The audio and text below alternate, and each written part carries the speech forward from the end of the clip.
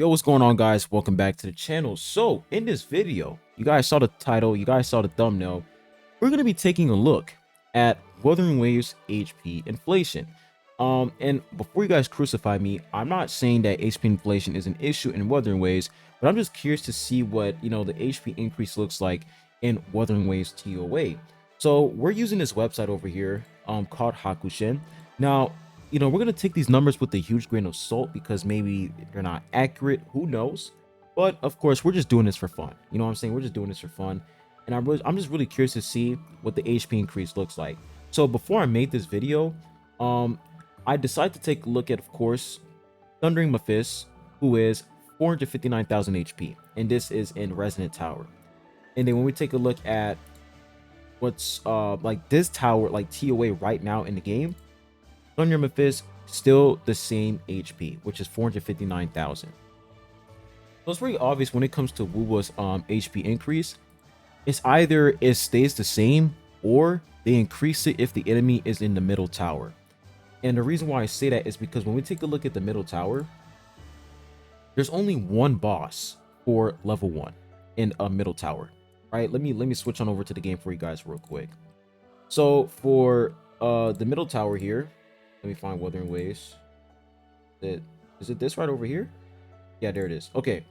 So for middle tower, they always put one boss in the first level. All right. So where's TOA? There we go. They always put one boss in the first level. So therefore, I see why they increased the HP for that boss in the middle tower, because he's the only enemy there. Meanwhile, when you take a look at like the second level for Hazard Tower, they put some enemy trash mobs, they put one elite mob, and then they put the main boss. You guys can see for level 1, they always put one enemy, they always put one boss there. Meanwhile, for the second level, they put some enemy trash mobs, elite enemies, and then the actual boss. So that's like the only time I would see them actually increase the HP for the boss is when they're in Hazard Tower. Sometimes they would do it in Resonant Tower and Echoing Tower, right? And this is based off of the website over here. Sometimes they would do it for Resonant Tower and Echoing Tower, but most of the time like the HP stays the same, right? The only time is when they're in Hazard Tower. So we take a look at this over here, Thundering Mephiss 459,000. Let's take a look at this one. So Morning Aches 435,000. Okay, so you guys can see Thundering Mephiss 637,000 HP in Hazard Tower. So that's exactly what I'm talking about. When they're not in Hazard Tower in level 1, is like their HP decreases. If they're in Hazard Tower first level, they increase it because that's the only boss there. Let me see. Impermanence, so 419,000. Okay, take a look at this. So Morning Aches is 435,000. Is it the same here?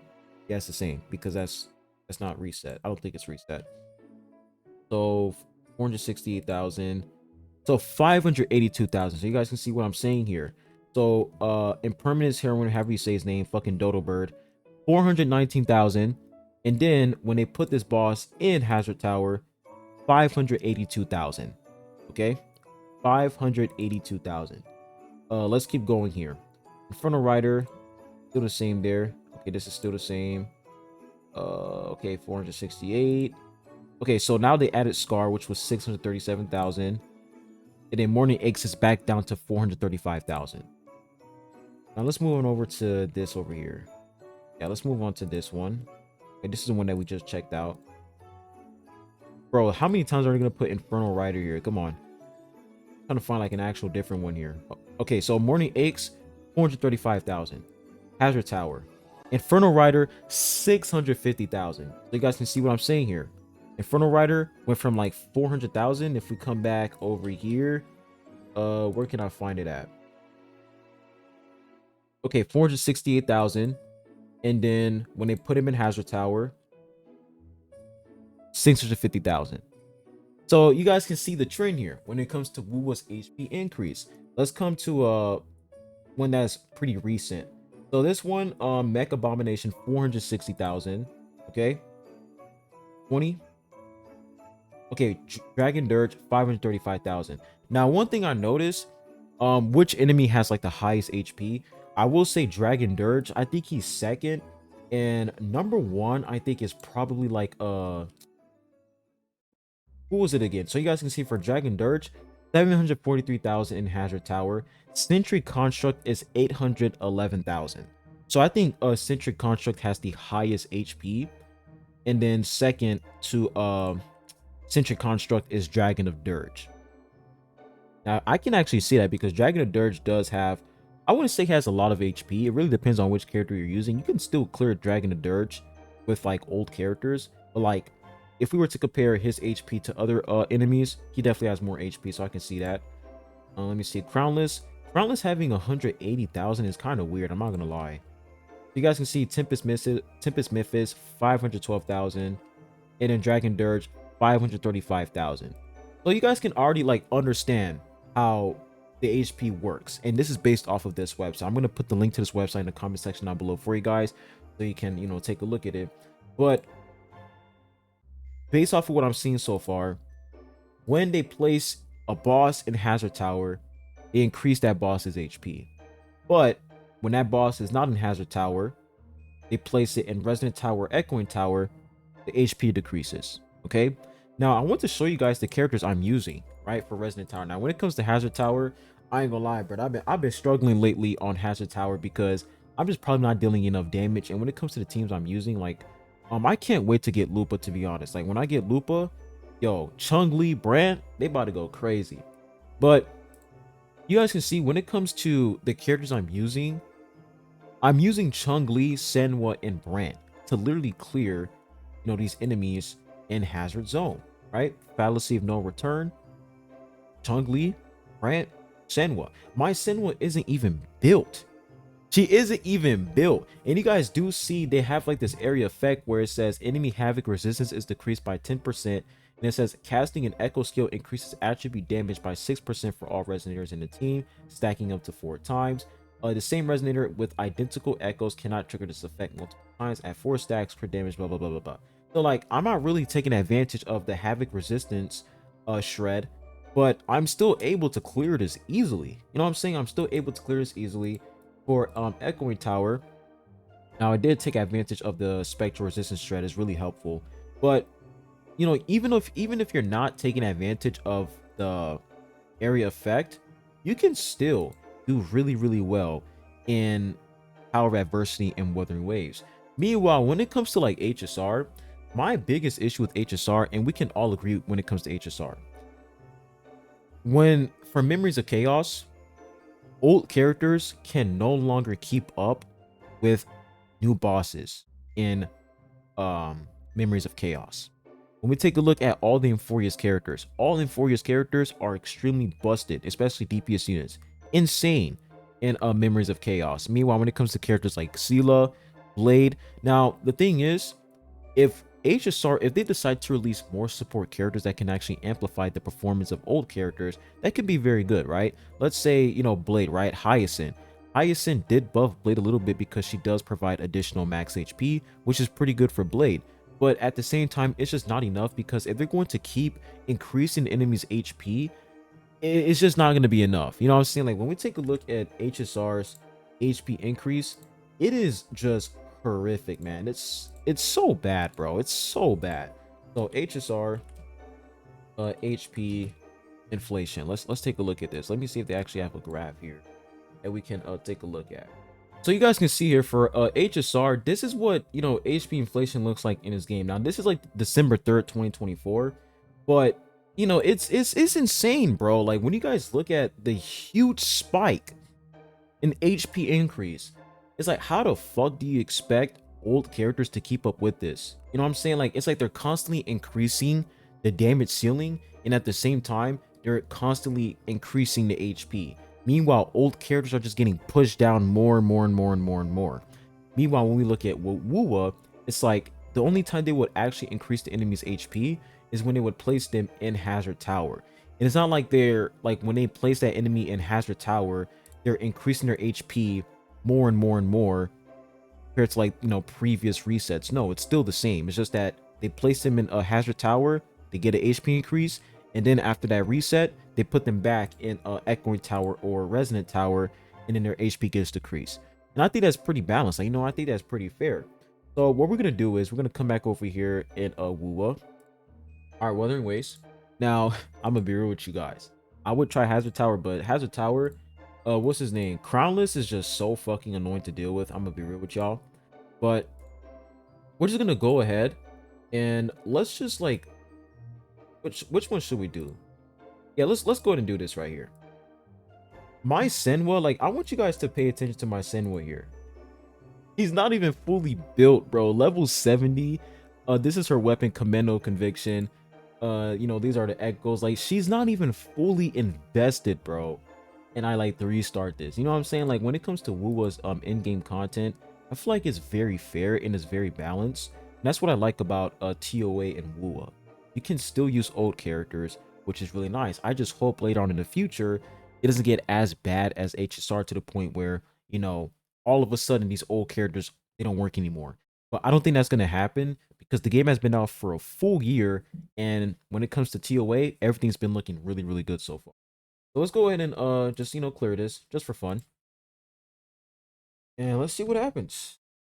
All right, here we go. So the team rotation is going to be Senwa, then Brant, then Chun-Li, and it's the same shit over and over again. All right, here we go.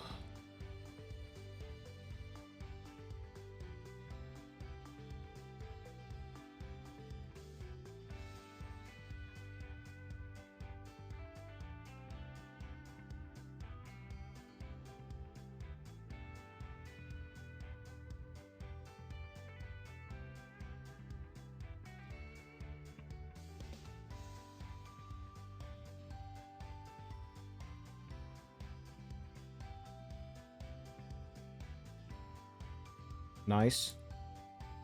Good damage, good damage.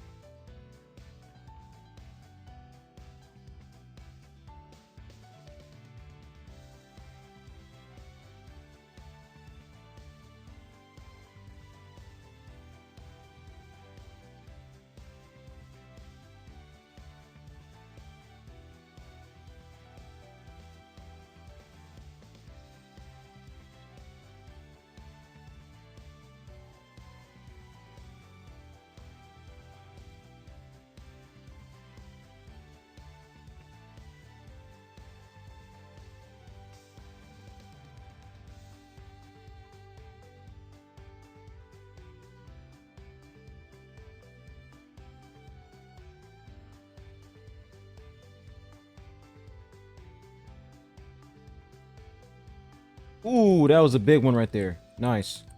That was a big one. That was a nuke.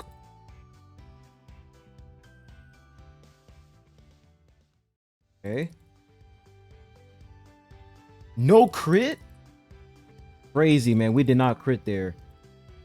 30k is insane work. We got to get more crit on our Chun-Li for real. He's a really nice unit.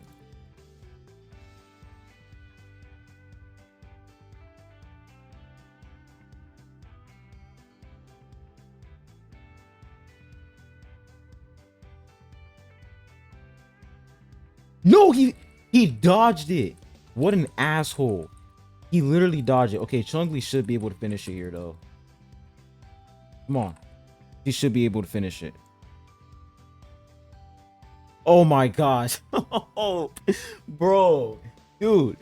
Brant literally missed the fucking anchor, man. That was funny as hell. But you guys can see, man, easily clear. We got it. 3 stars. New record. I mean, whatever. Confirmed. Here. But yeah, man, it's like you can still clear content in this game with old characters. And when we switch on over to like the Pride Win tier list here, if we go over to Pride Win, so wait, let me pull it up from Windows. Okay, there it is. So when we take a look at the Pride Win tier list, right, you guys can see Chun-Li, bro, T1. All right, Chun-Li T1, Brant T1, and of course Senwa, she's T0, she's cracked. But like these two characters, T1 characters, they're not really Apex characters. And I'm still able to like 3-star and what's it called again? I think it's called yeah, Resonant Tower and Wuthering Waves. You know what I'm saying? Like the in-game content in Wuthering Waves, you can still use old characters to efficiently clear it, which is really you can efficiently, like, you can clear in-game content efficiently with old characters, which is really nice. Meanwhile, when you look at games like HSR, it's like we look at HSR, and I don't want to sit here and, like, you know, do the whole comparison thing, but you know, in order for you guys to actually understand, we have to compare. Like we look at HSR, it's like, bro, all the Inforius characters T0, right? Every single DPS character from Inforius is T0. And then when you take a look at previous characters from like Pinaconi, Belobog, what is the Xienzo, whatever you call that place with the fucking flying ships or whatever, all those characters fall down to meta characters. And even if they are meta characters, it's going to be pretty difficult for you to actually clear in-game content with these meta characters. Of course, you can actually put an effort to actually do it, but when you look at units like Blade, what's her name, Kafka, Jean Liu, Ambassador Lune, Dr. Ratio, right?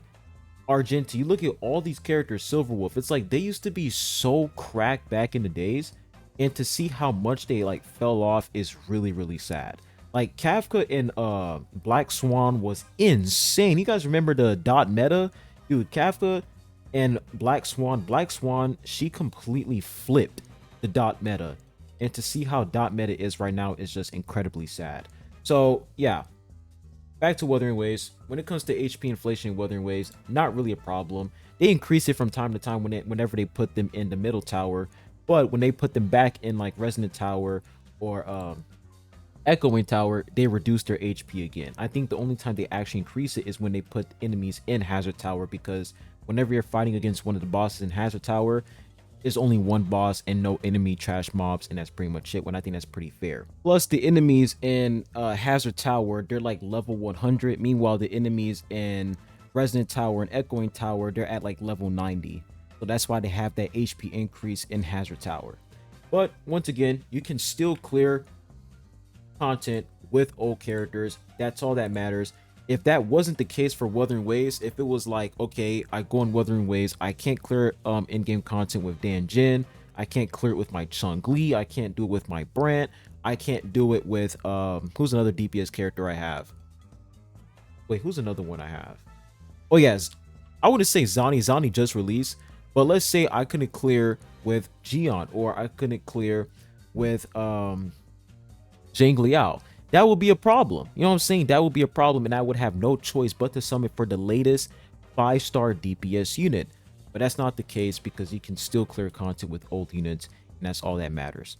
But hope you guys have a good one. Actually, wait, before we end the video at that, I do want to show you guys my Chung Li build. I want to increase her crit rate. I really do, because, you know, this is why crit rate is really important, man. Most of the time people say that crit damage is like really important, but I really do feel like it's crit rate, because when you don't crit, the damage is just shit. But when it comes to my Chung Li build, it's actually not that bad. You know, it could be a lot better. You know, we'll be sitting at 60% crit rate, 279% crit damage. This is what her echoes are looking like. Crit damage, crit rate. Got crit rate main stat here. Fusion damage bonus with some crit damage, attack, energy regeneration, resonant skill damage bonus, crit damage. It could be a lot better. It needs a lot of work, but we still did pretty well. We also got her weapon as well. Her weapon is just insane. By far one of the best weapons in the game. And this is what her forte is looking like. We have no copies on her at all. No dupes on her. And that's pretty much it. For Brant, we're running Overture, right? Overture over here. This is his build. And then we're also, for Forte, we're almost maxed out for Forte. And no copies on him either. So that's what my characters are looking like. So you don't have to, like, have a godly build for these characters in order for you to actually, like, you know, properly clear in-game content in TOA. You just have to, like, of course, summon for the right units, right? Summon for the right units. And as long as you have, like, the proper team, like, as long as you have a complete team, you're good to go. All I need is Lupa, right? I'm going to plug in Brant, Lupa, and Chung Li, and I'm cooking, bro. You know what I'm saying? That's why I really want to get Lupa, because she's going to be very nice. And I did hear that she is going to be a Resonance Liberation unit, which is going to be very amazing due to the fact that Chung Li is able to increase Resonance Liberation damage, which is going to be very nice. But let me know what you guys think in the comment section down below. That's pretty much all we have when it comes to HP inflation and Wuthering Waves. Not really serious. Nothing, you know, game breaking. pretty good. I hope you guys have a good one. I'll be seeing you guys soon. Adios.